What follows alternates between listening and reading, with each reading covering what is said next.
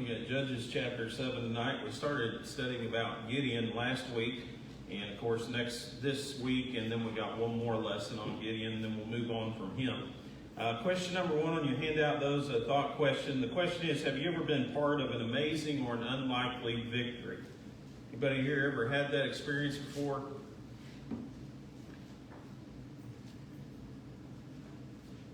Everybody awake tonight? I was trying to think about my best unlikely victory, and it wasn't actually a victory, but I can remember back in high school when I played basketball on the basketball team, we were pitiful one year. I mean, well, we were usually pitiful, but we were really, really bad one year. And we, in the postseason tournament, of course, we were number 8, and we were seeded against the number 1 seed. And I remember that week that was leading up to the tournament, our coach practiced us extra. We put in some extra plays and did a bunch of different stuff. And the first half that we played with that number 1 team, they always dominated everybody. They always won by at least 20 points. We were down 1 point at halftime. And the second half was a little bit different story, though. So it really wasn't an unlikely victory, but it kind of was, I guess, the first half. And I want you to kind of stop and think about that. We're going to pause there in just a moment. I'll come back to that story here. Let's go to Judges chapter 7, and we'll read just a little bit, and then I'll tell you how this fits into our story tonight. Somebody read the first 7 verses for us here in Judges chapter 7, please.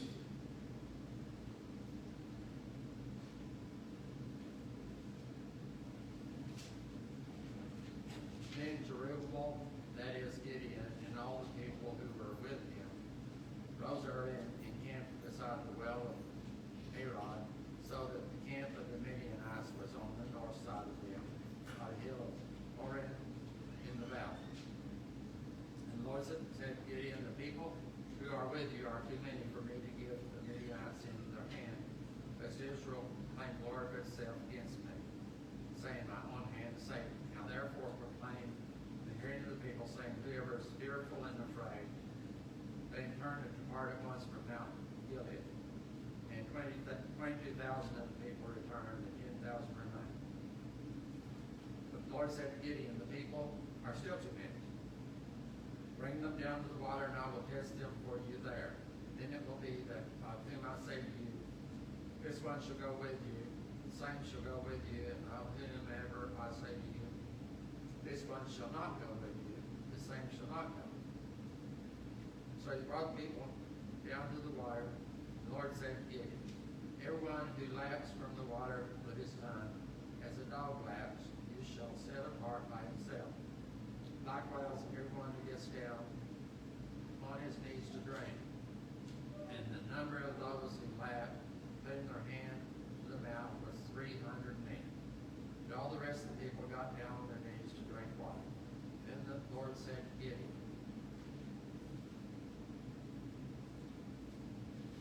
by the 300 men who lapped, I will save you and deliver the Midianites into your hand, that all the other people go, every man in his place. Okay, so we read the story. Probably most, not all of us, are familiar with the story of Gideon and the 300.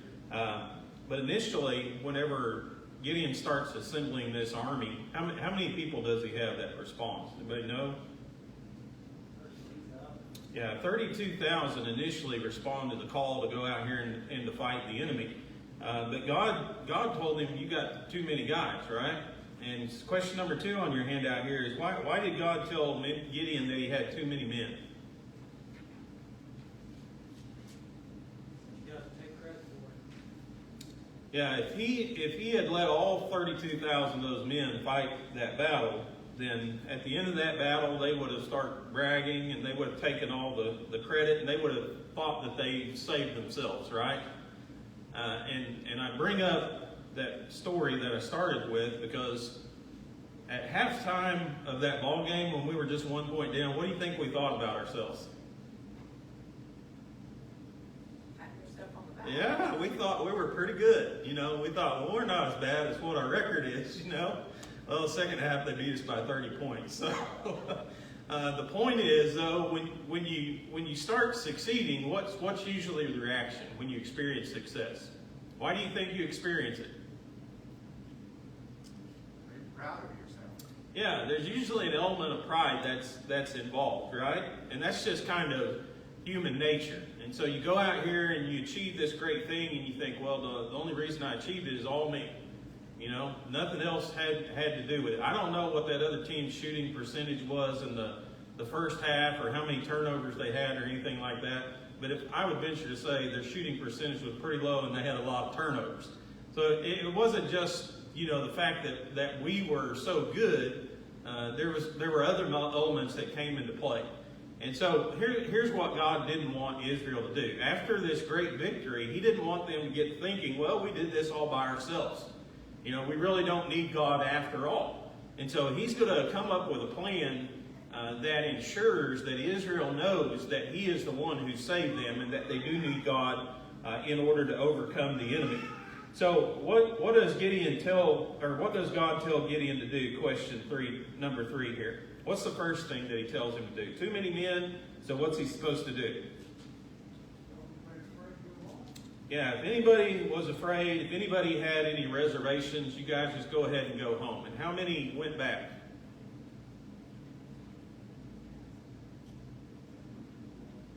22,000, about 2/3 of the army, right? Turned around and went home. Why do you think he told everybody who was afraid to go home? Doesn't really say, but it's kind of a thought question. Well, they certainly didn't have any faith. Do what? They definitely didn't have any faith. Okay. Yeah, and you know, if you're out here and, you know, if you're a soldier fighting in a war and you're afraid to go fight, I mean, is that going to do your morale of the rest of the people much good? No, generally speaking, it's not. And so God said, if you're fearful, if you have any doubts, just turn around and go home. The second strategy used there are 10,000 that were left. God said, you still got too many. So what's the second strategy that God uses to thin down the ranks? How they drink water. Yeah, God said, go down to the river and get a drink, refresh yourselves. And those who bend down and drink directly out of the river with their mouths, versus those who would dip the water with their hand and then drink the water out of their hand. The ones who drank directly from the stream, he said, go home. And so how many is Gideon left with after all those things? Question number 5. 300. 300 men. So he goes, think about how fast and how much Gideon's army has shrunk since he started. You start out with 32,000 men, right? And basically, I mean, when you compute the numbers, basically it was about 1 versus 4 when you count all the enemy's number, even with those amount of people. And you shrink down to 300 people, and God says, all right, this is it. This is how many we need. And this is, now we're ready to go out here and to fight this battle and to win this victory. And so, you know, it was, do you think it was a test of faith?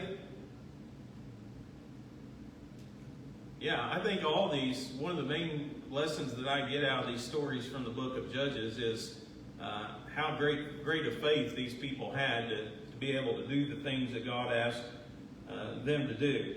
But it would have been a tremendous test of faith, you know, to go out and to fight that vast army with only 300 soldiers. So you read through the rest of the chapter. We're not going to have time to read all of it tonight, but hopefully you've read it beforehand, or else you know the story already and know a little bit about it. But question number 6 here, how did Gideon feel about attacking the Midianites with only 300 men? What we learn about that from verse 10 there? He was scared.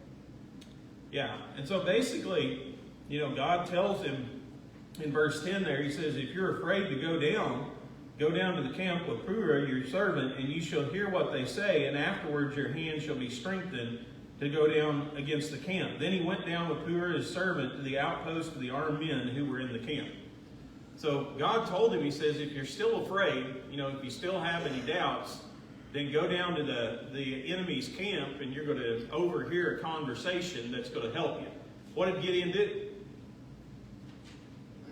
He went, right? Which tells us he was still afraid, wasn't he? There were still some doubts and still some reservations in his mind. Do you think Gideon was without any faith?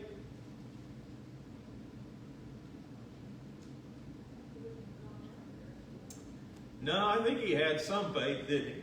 But the problem that he had is really a problem, I think, if we're honest, that all of us have, is that his faith needed to be strengthened. Would anybody here tonight say, I need my faith to be strengthened?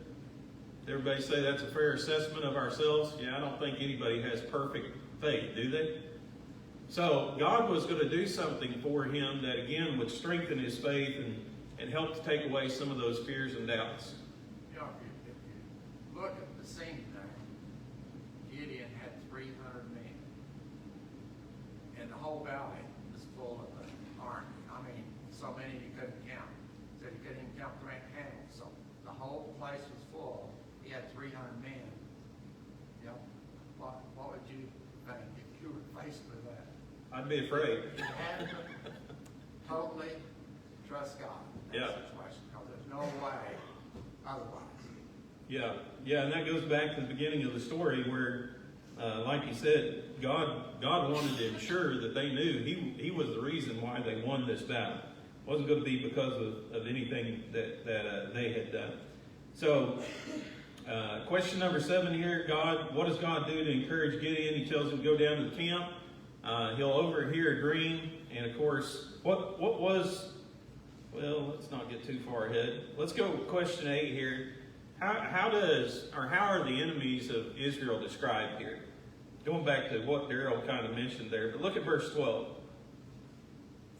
How are the people described? Grasshoppers for the multitude. Yeah, grasshoppers for the multitude. Anybody else have a different version, says something differently? As the sand by the seaside. As the sand by the seaside. Okay, that's a description that was given to their camels, right? To their animals. The people, though, are compared to the idea of, I think somebody over here said locust is another way that it's translated. And so, in that day and age, it wasn't uncommon to experience a plague or a swarm of locusts. You can imagine looking up in the sky and the sky almost being blackened by these bugs, and then they come down upon your field and just quickly devour and take away your field. But when they looked on the people, that's what it was like. It was like a huge swarm of locusts. Don't we learn later on, just from memory, 135,000 or something like that? Yeah. It tells how many were left after the initial, he chased them down. I want to say it was 135,000, but Yeah. I could be wrong. Yeah, I don't remember exactly where it's at, but it does give us a number somewhere in here. But Matter of 300 versus 130-some thousand. You know what I'm saying? That's like 2 arrowheads full of people versus this building when it's full as dead. Oh yeah, yeah. It was an enormous differential between the two armies, but they were a lot of people, weren't they? And of course, Gideon knew. I think in chapter 8 there, that's the one we're looking for. Verse 10. Yeah, verse 10 there.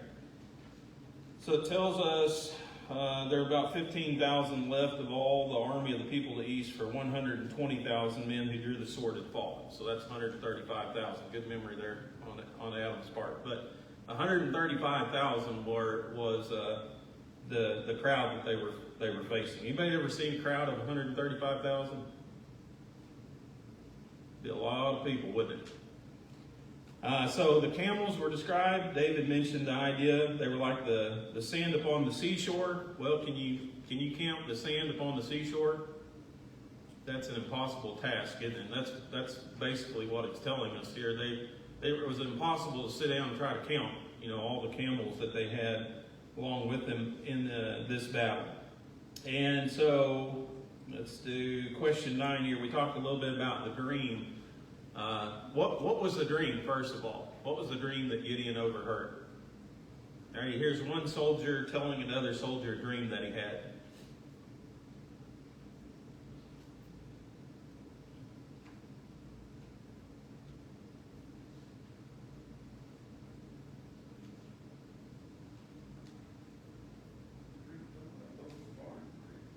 Yeah, in verse 13, he says he saw a loaf of barley bread that tumbled into the camp of Midian, came into a tent, struck it, and it fell and overturned, and the tent collapsed. And what does his friend tell him about his dream? I don't think he was an official interpreter, but what did he tell him was the meaning of the dream? Yeah. He said that loaf of bread represented Gideon. The tent was the Midianite army. And so Gideon was going to roll in there and he's going to slaughter the Midianite army. How do you think he even knew about Gideon? That puzzled me. How would this? Well, I think, Or not? yeah, I think they had spies, obviously. I mean, that's part of what we read about. And that kind of brings up another interesting point. If we have a little bit of time, we'll talk about it more. But, you know, I think the enemy knew everything that had gone on within the camp of Gideon. And, you know, they weren't just sitting there not paying attention to him because, obviously, Gideon and the army that's with him is paying attention to them. So I think they knew who Gideon was. I think that they knew that he'd assembled an army. I think that maybe they'd been briefed on their way there. I don't know. So it is kind of interesting, though. And remember this: how did foreign nations outside of Israel view dreams? Anybody remember what they think about a dream? Messages from the gods, maybe? I don't know. Yeah. They thought all dreams were messages from the God, or gods. And so, you know, when Nebuchadnezzar dreams these dreams, we studied in the book of Daniel, there's got to be a meaning to them. You know, there's got to be an interpretation to them. And that was just the pagan mindset. If you had a dream, it meant something. It was a message that was being given to you by the gods. And so obviously this man had this dream. He thought, well, the gods are trying to tell us something. And tells it to this other man. He says, well, this is what they're trying to tell us. You know, we're gonna lose this battle this day. So kind of an interesting take on that, the outsider's view, I guess, at least of the dream itself. So how does Gideon react when he hears this dream and the interpretation of it? Question 10. Yeah, it obviously strengthened him. And what did he do in response to it, though? He worshipped. Yeah, he worshiped. He worshiped God, right? That's really the expression of our faith. You know, how do we know that we show that we trust God? Well, one of the ways is we worship. You know, we give him the honor and the respect and the reverence that is due to him. And so when Gideon overhears this dream and the interpretation of it, immediately his reaction is to worship God. So you probably know the story about how Gideon and the people conquered the Midianites. What strategy, question 11 here, what strategy did Israel use in this fight against Midian?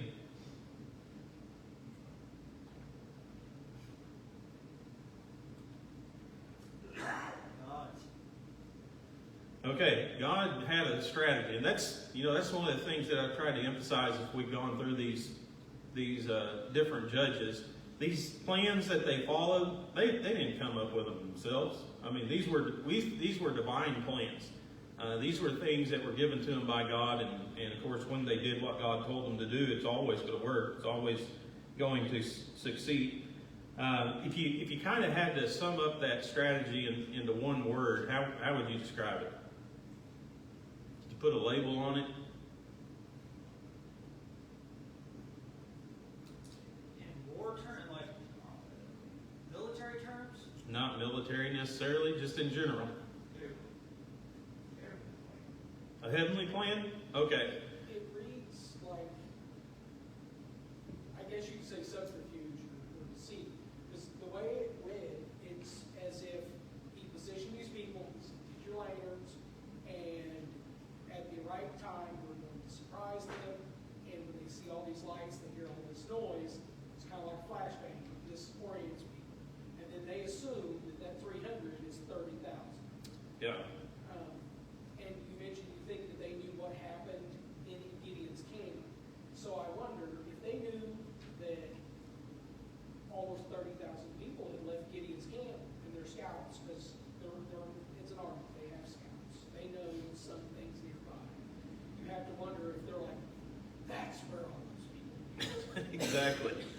Yeah. That would actually make sense as far as if God has this plan, he's like, I'm gonna send all these people home, they don't need to fight. They don't need to know that they actually. Yeah, and so there's a couple of things that come into play. Number one, they did it under the cover of darkness. We know that because of the time of the changing of the guard that takes place when Gideon overhears this dream. But also, it's probably shortly after that changing of the guard too. There's probably a little bit of shuffling that's being done in the camp itself. Everybody's not really organized and set. And the second thing is, I don't, like David brought out there, I think probably in the minds of the Midianites, they think this thing's already over. Because Gideon has 32,000 people, and all of a sudden 22,000 people go home. And he's left with 10,000, and then 9,700 more go home. And so there's only 300 people, and you're an army of 135,000. I don't think I'd be too scared at this point, do you? I think they probably think, well, this thing's breaking up. It's slowly breaking up, and everybody's going off, and, it's going to resolve itself. And so I think they probably had to be a little bit surprised at the attack itself, And David, of course, mentioned some of the other factors that would come out in there. They had a war cry. We'll fast forward a little bit here. 12 for Jehovah, for Gideon. So basically, what does God do for Gideon and the Israelites? What does he cause the enemy to do? Question 13 here. Yeah, they basically kill each other. So I mean, can you imagine? Here you are in your tent. You probably think this thing is over with anyway, right? And all of a sudden you hear this war cry, and you step outside, and it's dark anyway. It's the middle of the night. There's probably not a whole lot of lamps that are lit within the camp. You can't see very well, and all you see is all these lights surrounding you. Well, what's your reaction going to be? You go stand there and say, "Do I know that guy or not?"